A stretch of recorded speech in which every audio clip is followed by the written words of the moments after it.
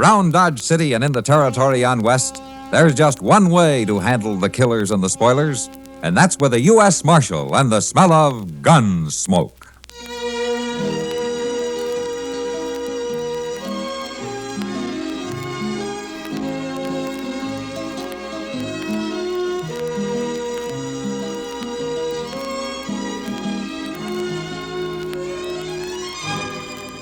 Gunsmoke, starring William Conrad. The story of the violence that moved west with young America. And the story of a man who moved with it. I'm that man, Matt Dillon, United States Marshal. The first man they look for and the last they want to meet. It's a chancy job, and it makes a man watchful. And a little lonely.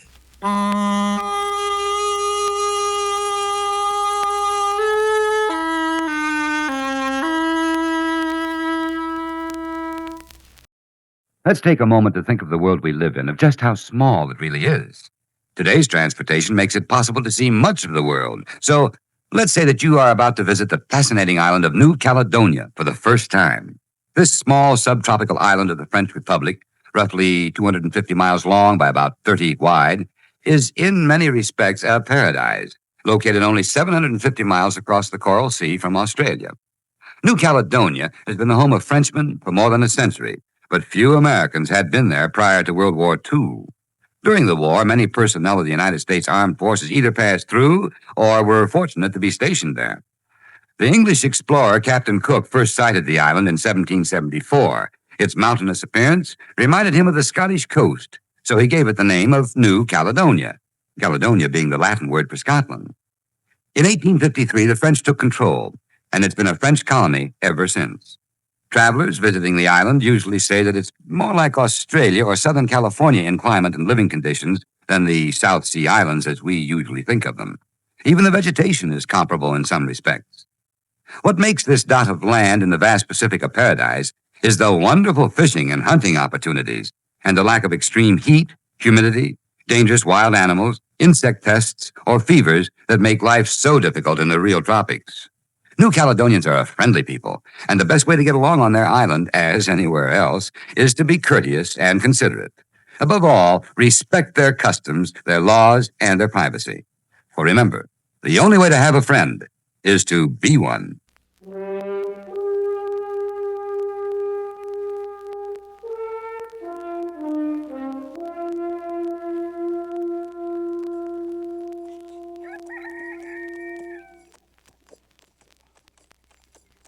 Stokes! Dan Stokes! Stokes, quit your hiding. Come on out. We got business to take care of. You just keep on riding, Oat Harker. Come on out that barn, Stokes. You got to settle up. I ain't doing no business with you, Oat. You lost the right to be choosy when that fire burned your feed crop, and you know it. I can't see how that fire's any affair of yours. Borrowed money in that crop of yours, didn't you? Sure, from your pa. Well, you can just pay it back to me. I ain't going to do it. Your pa's waited a long time, but he'll get his money. He ain't the kind to come riding up here a week after the fire to collect it, neither. You don't have to. I'm doing it for him. Well, you ain't going to get it from me. Oh. You listen here, Stokes. I took over Pa's business. Everything that's coming to him is coming to me now. You mean you foreclosed on your own pa? Yeah. I got a paper here, all stamped legal, says I can collect what's owing to Pa. Right now. Not for me, you can't. I ain't got it. Well, no, ain't that a shame. Guess I'll just take along something, make up for it. Now, you look here, Ain't Oat. got much around here, Stokes. Guess I'll take a look around, maybe out back. Out the corral, maybe. Now, you stay away from my horse. You recollect you got yourself a pretty good stud horse. Why, you miserable... You recollect I made you an offer for him about a week back. A good, fair offer. I wouldn't sell you one of my horses if I had to starve for You ain't it. gonna worry about selling me nothing. I'm just gonna take that horse. You can't and do it. we'll call that dead all square, Stokes. 'Cause I don't want to have to call the law down on you and take over your land. Well, I ain't going to allow it. You ain't gonna do nothing but go on in there and lead me out that horse. Ah, but it ain't right. It's as right as it's gonna get. The law is with me, Stokes. Come on, get along now. Don't fetch me that horse. I'll go in there and fetch him myself. I've been wanting to throw a rope on him. Yeah. All right, I'll get him. It's more like it. But don't let me hear about you mistreating him like you do your other What horses. you do about it? I'll come and get him. I'll take him back. Not after he's mine. You hurt him, and I'll come and get him. I'll get him if I have to kill you.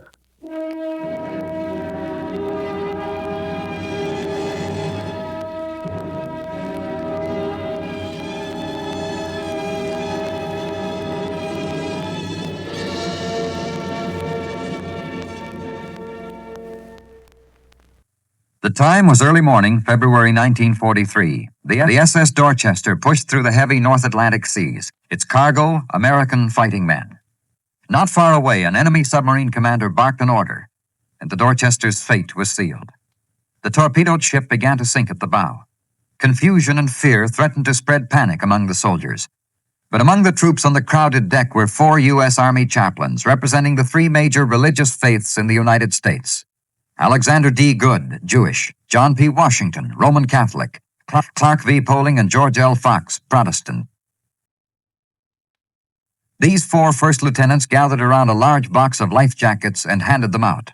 When all were gone, they removed their own and gave them to nearby soldiers. As the stricken ship made her final plunge, these 4 men could be seen arm in arm and their voices heard in prayer. Few incidents in American history offer a more inspiring demonstration of the meaning of the final words of Article 6 in the American Fighting Man's Code of Conduct. I will trust in my God and in the United States of America.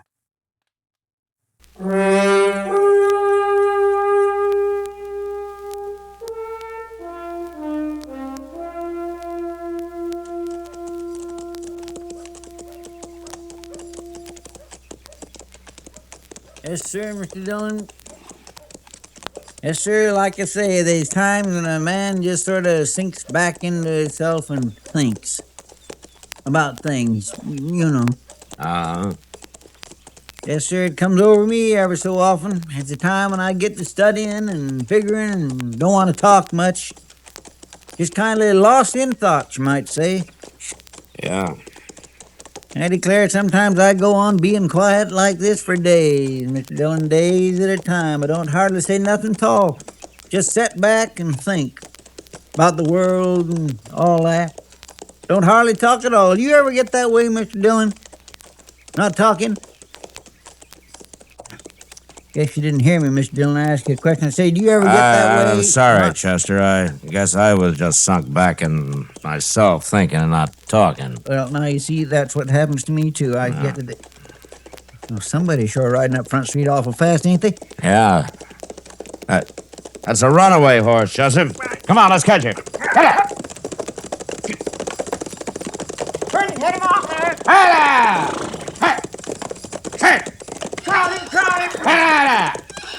Yeah. Slow down, boy. Come on. Hold on. I got him, Chester. Slow down. But he sure was heading out of town. Yeah. I sure was. No wonder. Look. My goodness. He's been beat while somebody like to kill him. Yeah. Them quirt marks go right through his hide. Those aren't quirt marks, Chester. This horse has been bullwhipped. Now, who would do a thing like that? I don't know, but I'm sure gonna find out. Come on, let's take him over to the livery stable. Yes, sir. Come on. Come on, old man. We'll get you patched up good as new. Oh, my. Hello, Matt. Chester. Oh, Doc. Doc. Ah, what do you... That's it. Oh. Somebody did quite a job on that horse. You know who it is? No, Doc, I don't. I just found him running. And whoever it is, I think he'd be ashamed to claim him. You taking him over to the stable? Yeah, I figured I'd leave him there and see who comes after him. Good, I'll come along. I think I have some stuff that'll make him feel better. Oh, you have? Oh, that's fine, Doc. A man who'd do a thing like that ought to be whipped himself. Yeah, and I wouldn't mind doing the job. I'll take him on over, Chester. You go down after the mail, will you? Yes, sir. I'll meet you back at the office, huh? All right, sir. Come on.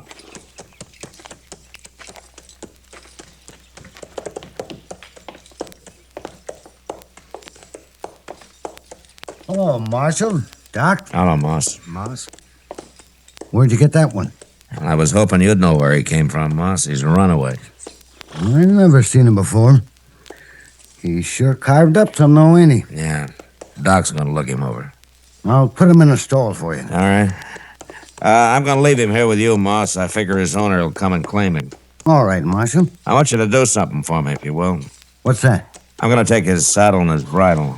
Why, sure, Marshal. And whoever claims the horse, you send him over to me to pick him up, huh? Because I want to meet that man.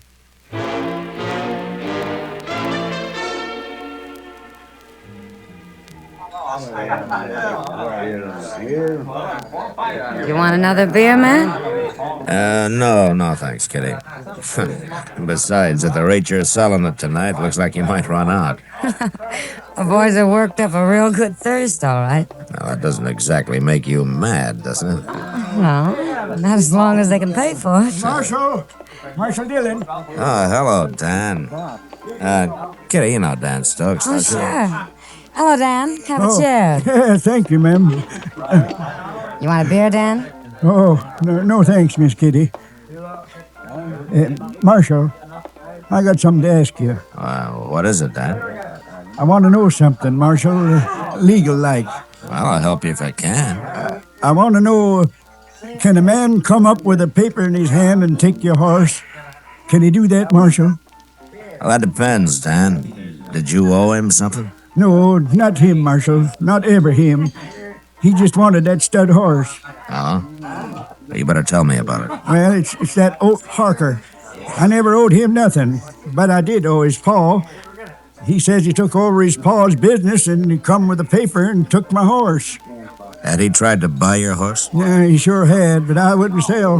Not to him. Oh, why not? 'Cause he's a mean man, Marshal. A mean man with animals. I don't sell my stock to people like him. Now I'm going to get him back. I'd like to do it legal-like, but I ain't too particular. Yeah. Dan, what did your horse look like? Oh, he was a real good stud horse, Marshal. A big roan with a blaze. I raised him from a foal. No man's gonna harm him. Yeah. Well, I'll tell you, Dan, I'll look into it. Now, Harker may be within his rights, but I'll see what I can do. Huh? Marshal, you know Oat Harker? You might say that we've had kind of an introduction, yeah. Well, I'd like to stay on the right side of the law, but I don't aim to have that horse hurt, and that's for certain. Well, thanks, Marshal. Goodbye, Miss Kitty. Goodbye, Dan. So long, Dan.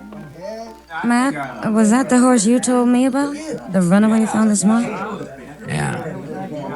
Are you going to tell Dan Stokes about it?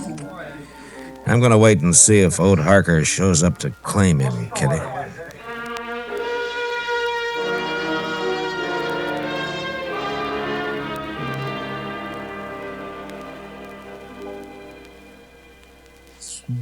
I swoop out this cussed office 40 times a day. Prairie dogs, buffalo grass with dirt in there. But, oh. I'm sorry, mister. Why don't you watch what you're doing? Well, I was only sweeping that dirt out the door, and you just happened to walk in at the wrong time. Where's the marshal? Well, he's down having some breakfast. I expect he'll be back in a few minutes. Go on, get him. Well, now, just a I minute. said, go here. on, get the marshal. You look here who you're telling to go and get somebody. Somebody want to see me? Mr. Dillon, this Never man says mind, he... never mind. I'll do my own talking. Well, suppose you do it then, mister. What do you want? I hear you got my saddle and bridle. Your name, Oat Harker? How do you know? Now, you got quite a reputation, Mr. Harker. For handling horses, anyway. Well, that's my business. Where's my saddle? I want to ask you something, Harker. Did you give that horse a beating? What a man does to his horse is his own business, ain't it? You got something to prove that he's your horse? Yeah. Old man Stokes come crying to you, huh? All right, Marshal, I got this paper. Here, go on, look at it. All drawn up by Lawyer Reeves. A good paper. Uh-huh. You really hog-tied old Stokes to get that horse, didn't you? I get what I want. Yeah. So you can half kill it, huh? Marshal, that's my horse. What I do to him is my affair. Now, you just give me my saddle and my bridle, I can get out of here. All right, so is your horse, but I want to tell you something, Harker. If I ever hear you beating him or any other stock of yours, I'm going to come after you. You got a law about a man and his horse? I'll find one. Chester, give him his saddle. Yonder it is. Now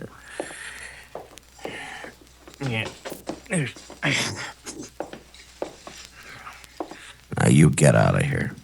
Sure didn't know you had such a kind heart, Marshal.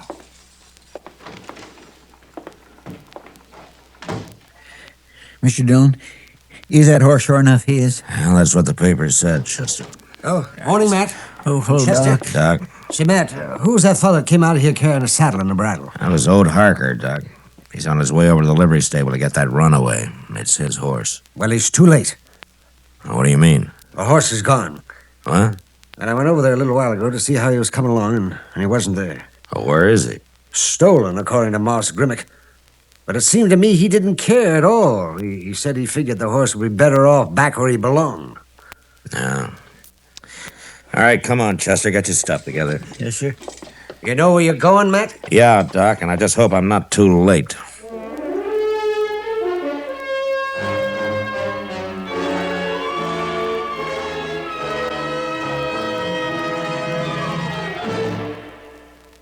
Woodrow Wilson once said, "Freedom exists only where the people take care of the government."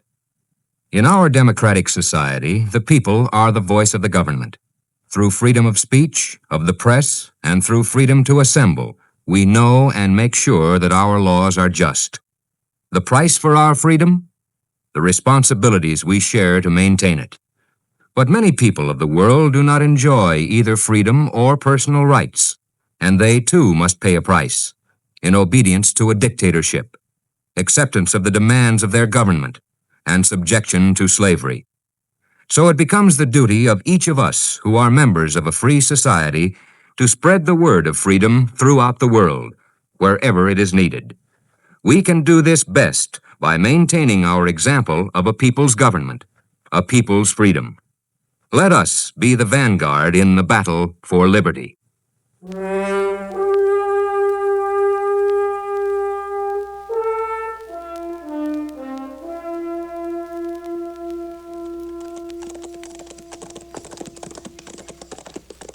Reckon we'll get there in time, Mr. Dillon? I don't know, Chester.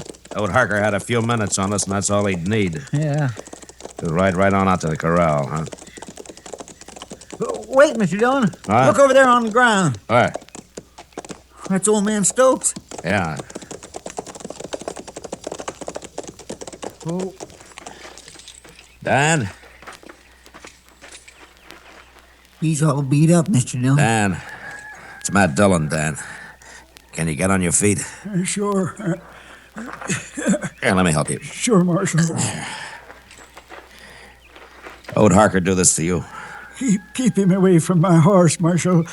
He's back there with my horse. He'll kill that horse, sure. Are you all right? Oh, yes, I'm all right. You go get him, Marshal. Keep him away from my horse. All right, Dan, all right. You just stay here and take it easy, huh? Come on, Chester. Yes, sir.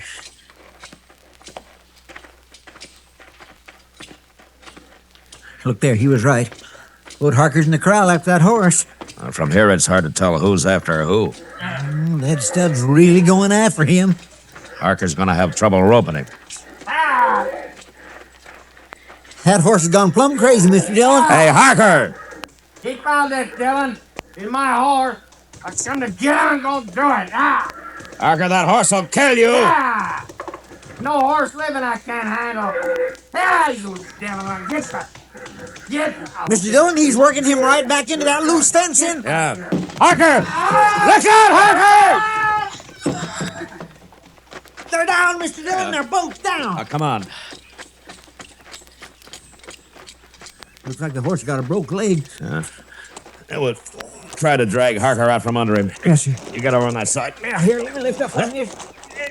A little more. He's caught on the fencing. Come on. Yeah.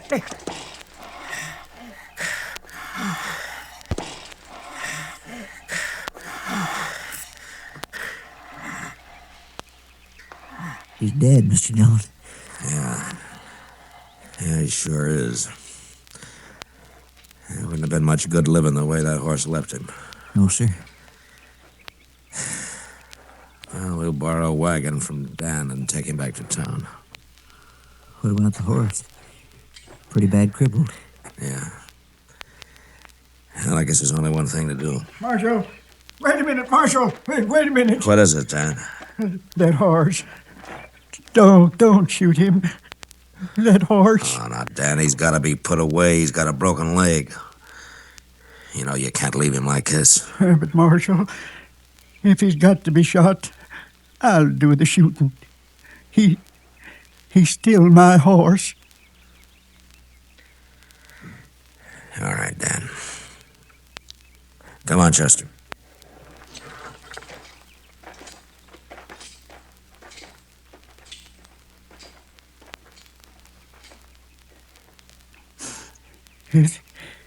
It don't seem fair that you had to suffer. I'm awful sorry, boy.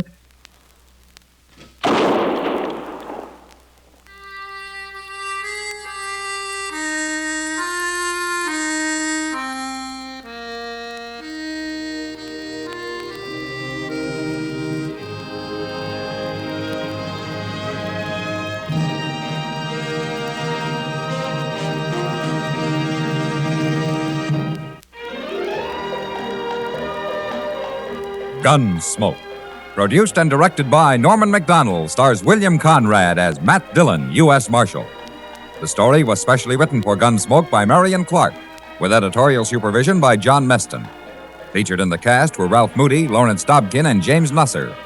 Parley Bear as Chester, Howard McNear as Doc, and Georgia Ellis as Kitty. Join us again next week for another story on Gunsmoke. Gunsmoke has come to you through the worldwide facilities of the United States Armed Forces Radio and Television Service.